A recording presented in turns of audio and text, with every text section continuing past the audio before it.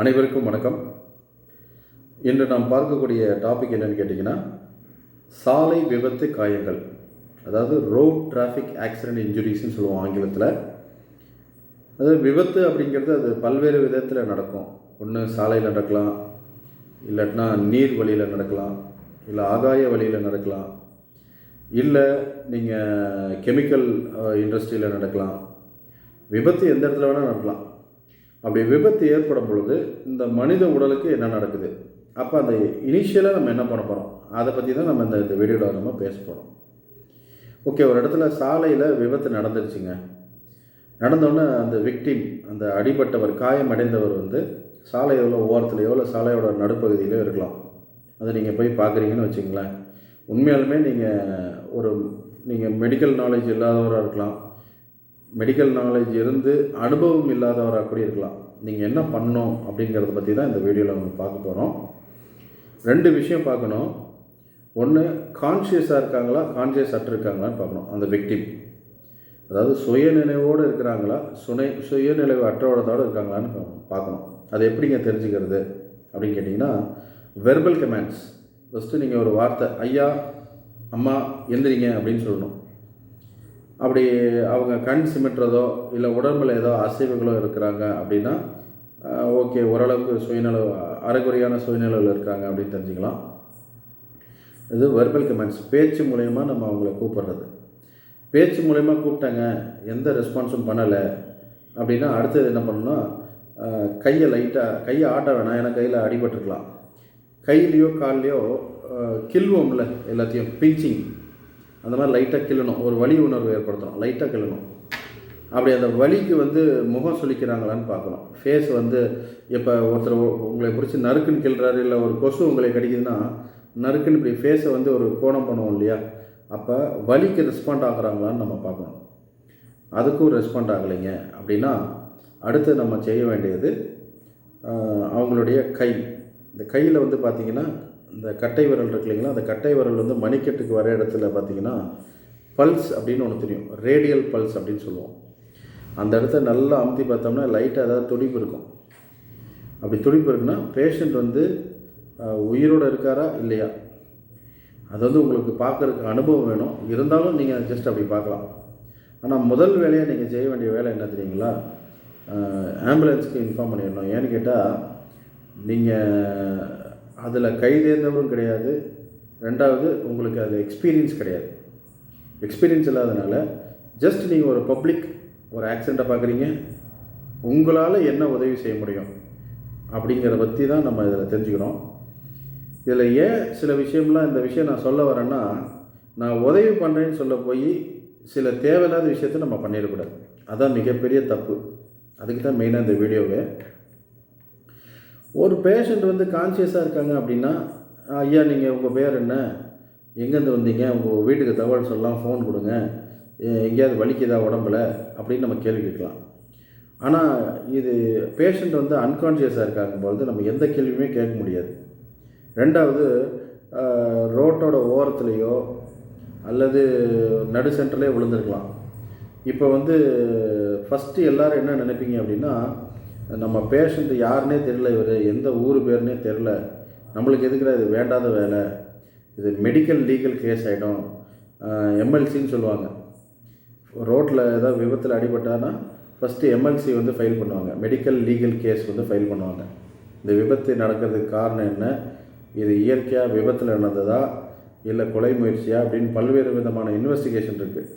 அதனால் இப்போ ரோட்டில் யாராவது விழுந்து கிடந்தாங்கன்னா அவங்கள டச் பண்ணுறதுக்கே பயப்படுறாங்க.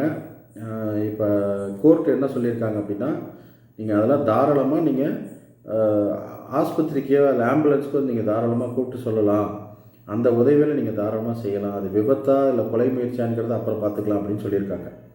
அதனால் நீங்கள் அப்படி ஒருத்தர் ரோட்டில் அடிபட்டு இருக்கிறார் அப்படின்னா நீங்கள் தனிப்பட்ட முறையில் செயல்படாதீங்க. ஒரு 4-5 பேர் சேர்ந்து அவரை ஃபஸ்ட்டு ஒரு நிழலான இடத்துக்கு ஷிஃப்ட் பண்ணணும். இந்த நிழலான இடத்துக்கு ஷிஃப்ட் பண்ணுறது அப்படின்னு கேட்டிங்கன்னா, எல்லோரும் என்ன பண்ணுவீங்க, 2 கை 2 காலை பிடிச்சி தூக்குவீங்க. அப்படி நீங்கள் தூக்கக்கூடாது. பொதுவாக ஒருத்தர் லிஃப்ட் பண்ணுறது அப்படி தூக்கலாம், அடியில் முதுகுக்கு அடியில் இடுப்புக்கு அடியில் 2-3 பேர் கையை வச்சு அப்படி தான் தூக்கணும். இப்படி தூக்கணும், இப்படி பிடிச்சி தூக்கக்கூடாது, இப்படி தூக்கணும். ஏன் அப்படின்னு கேட்டிங்கன்னா, அந்த பேஷண்ட்டுக்கு வந்து கழுத்தில் இருக்க ஸ்பைனல் கார்டு அடி வாங்கியிருக்கலாம், இல்லை இடுப்பில் இருக்கக்கூடிய ஸ்பைனல் கார்டு அடி வாங்கியிருக்கலாம், இல்லை இடுப்பு எலும்புன்னு சொல்லக்கூடிய பெல்விஸ் போன் அடி வாங்கியிருக்கலாம், தொடை எலும்பு அப்படின்னு சொல்லக்கூடிய ஃபீமர் போன் அடி வாங்கியிருக்கலாம், பாதத்தில் அடி வாங்கியிருக்கலாம். மல்டிபிள் இன்ஜுரிஸ் இருக்கும். ஒருத்தங்க ஆக்சிடெண்ட் ஆகும்போது ஒரு இடத்துல நடக்காது. தலையில் அடிபட்டிருக்கலாம், எங்கே வேணால் அடிபட்டிருக்கலாம். உள்ளுக்கு இருக்கக்கூடிய இன்டர்னல் ஆர்கன்ஸ் காயமாயிருக்கலாம். இங்கே விலா எலும்பு வந்து உடஞ்சிருக்கலாம். நீங்கள் தூக்கும்போது அப்படியே லங்ஸை போய் குத்தலாம். அப்போ ஒருத்தருக்கு எப்படி அடிபட்டிருக்குனே தெரியல.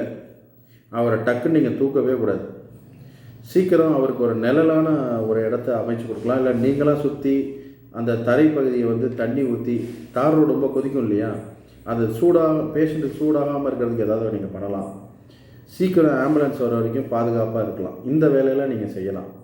ஒரு கால் நீங்கள் நான் தூக்கியே தீர்வேன்னு சொல்லி அவரோட 2 கையும் 2 காலையும் பிடிச்சி தூக்குனீங்கன்னா, அவருக்கு எலும்பு உடஞ்சிருச்சுன்னா கண்ணா பின்னான்னு அங்கங்கே குத்தி நிறைய காயங்கள் ஏற்படும்.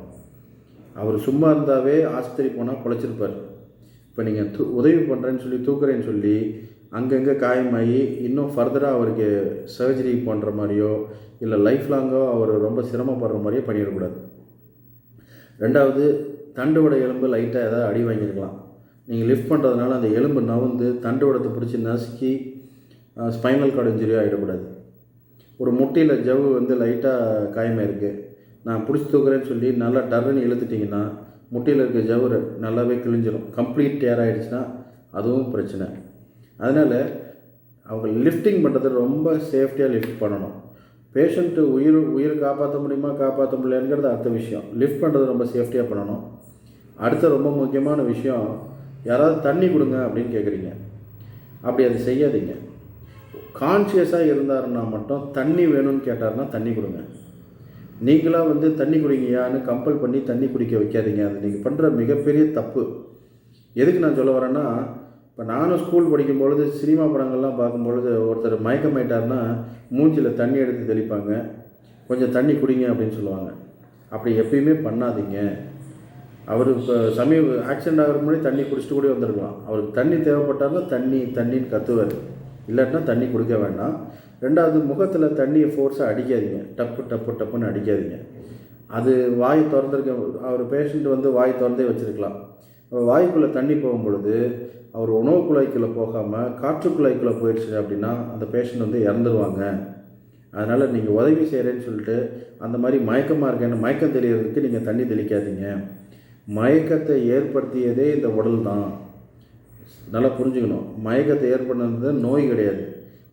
ஒருத்தர் மயக்கம் போட்டு விழுகிறாங்க அப்படின்னா அந்த உடலே தன்னை தற்காத்துக்கிறதுக்கு மயக்கத்தை போடுது. நீங்கள் மயக்கத்துலேருந்து பேஷண்ட்டை ரிலீவ் பண்ணி எழுந்திரிக்க வேணாம்.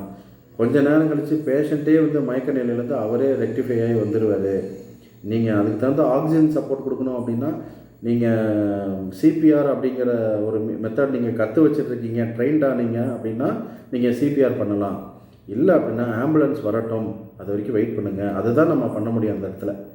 அதனால் இனிமேல் யார் மயக்கம் போட்டு விழுந்தாலும் முகத்தில் வந்து தண்ணி தெளிக்காதீங்க. அப்படி நீங்கள் தண்ணி தெளிக்கிறதுனால தூக்கத்தில் இருக்கவங்களுக்கு வேணால் மூஞ்சில் தண்ணி அடிச்சிங்கன்னா அவங்க கண்ணு முழிச்சு பார்ப்பாங்க. அவங்க தூக்கத்தில் இருக்கிறவங்களுக்கு வேணால் மூஞ்சில் தண்ணி அடிக்கலாம் ஒழிய, மயக்கத்தில் இருக்கிறவங்களுக்கு மூஞ்சில் தண்ணி தெளிச்சிங்கன்னா அவங்க இன்னும் மயக்கத்தில் தான் இருப்பாங்க. அப்படி நீங்கள் பண்ணவே கூடாது. தண்ணி வேணும் அப்படின்னா மட்டும் அந்த விக்டிம் கேட்டார்னா கொடுங்க, இல்லைன்னா தயவு செஞ்சு கொடுக்காதீங்க. அதுக்கப்புறம் ஒன்ஸ் ஆம்புலன்ஸ் வந்ததுக்கப்புறம் ஆம்புலன்ஸில் ஒப்படைச்சிட்டு நீங்கள் ஜஸ்ட் மூவ் பண்ணலாம். ஸோ இதுதான் நம்ம முக்கியமாக பேச வந்த டாபிக்.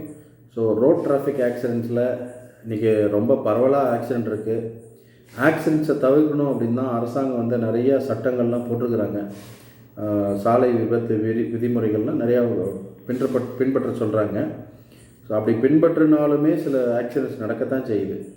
ஏன்னா அது இப்போ ஃபார் எக்ஸாம்பிள் இப்போ ரோடு பராமரிப்பு வேலையில் நடந்துட்டுருக்கு இல்லையா, ஸோ அங்கே கூட ஆக்சிடெண்ட்ஸ் நடக்குது. ஸோ அதனால் ஆக்சிடெண்ட்ஸ் அப்படிங்கிறது இனி இருக்க வாகன பெருக்கங்கள் அதிகமாக இனி வரக்கூடிய காலகட்டங்களில் ரொம்ப நிறைய இருக்க தான் போகுது.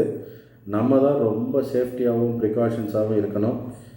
முக்கியமாக 2 வீலர்லேருந்து விழுகிறதும் சரி, 4 வீலரில் போனாங்கன்னா அதையும் வேகமாக போகும்பொழுது ஆக்சிடெண்ட் ஆகும்பொழுது நிறைய விபத்துகள் நடக்க தான் செய்யுது. ரொம்ப கான்சன்ட்ரேட்டடாக இருக்கணும். அப்படி நீங்கள் விபத்து நடக்கிற சூழ்நிலையில் நீங்கள் இப்படி இருக்கிறீங்கன்னா இந்த மாதிரி விஷயமெல்லாம் நீங்கள் பண்ணலாம். ஸோ அந்த நீங்கள் நார்மலாக ஒரு இடத்துலேருந்து இன்னொரு இடத்துக்கு ஷிஃப்ட் பண்ணலாம். ஷிஃப்ட் பண்ணுறது ரொம்ப சேஃப்டியாக ஷிஃப்ட் பண்ணணும். நான் ஏற்கனவே சொன்ன மாதிரி அடியில் 2-3 பேர் சேர்ந்து கை கொடுத்து அந்த ட்ரங்க் ஆஃப் த பாடியை லிஃப்ட் பண்ணி தான் நீங்கள் நிழலான இடத்துக்கு கூட்டிகிட்டு போகணும். அதே மாதிரி மெடிக்கல் லீகல் கேஸ் ஆகும்லாம் பயப்பட வேணாம். அதெல்லாம் ஒரு காலம் இன்வெஸ்டிகேட் பண்ணுறதும் அந்த பேஷண்ட் அங்கேயே வச்சுக்கணும் அப்படின்னு சொல்லிட்டு இப்போல்லாம் கோர்ட்டில் ஆர்டர் வந்துடுச்சு. நீங்கள் ஒருத்தருக்கு ஃபஸ்ட் எய்டு பண்ணுறீங்க அப்படின்னா தாராளமாக நீங்கள் ஆம்புலன்ஸ் கூப்பிட்டு சொல்லுங்கள். எல்லாருக்குமே அந்த 108 அப்படிங்கிற நம்பர் தெரியும். அவங்கவுங்க ஃபோன் நம்பர்லேருந்து 108 கூப்பிட்டு சொல்லிட்டு நீங்கள் அந்த விக்டிம்க்கு நீங்கள் பாதுகாப்பாக இருங்க. ஆம்புலன்ஸ் வந்து போனதுக்கப்புறம் நீங்கள் நவுந்து போய்க்கலாம். அதுக்கப்புறம் அவங்க என்னென்ன ப்ரொசீஜர் பண்ணணுமோ அவங்க பண்ணுவாங்க. ஸோ இதுதான் சாலை விபத்தில் நடந்தால் ஒரு மெடிக்கல் நாலேஜே இல்லாமல், இது அனுபவமே இல்லாமல் நீங்கள் எவ்வளோ விஷயம் செய்யலாம் அப்படிங்கிறது நம்ம இந்த வீடியோவில் பார்த்துருக்கோம். மேலும் உங்களுக்கு இது போன்ற விஷயத்தில் ஏதாவது சந்தேகங்கள் இருந்தால் கமெண்ட்டில் போஸ்ட் பண்ணுங்கள். அதை பற்றி நம்ம இன்னொரு வீடியோவில் டிஸ்கஸ் பண்ணலாம். நன்றி, வணக்கம்.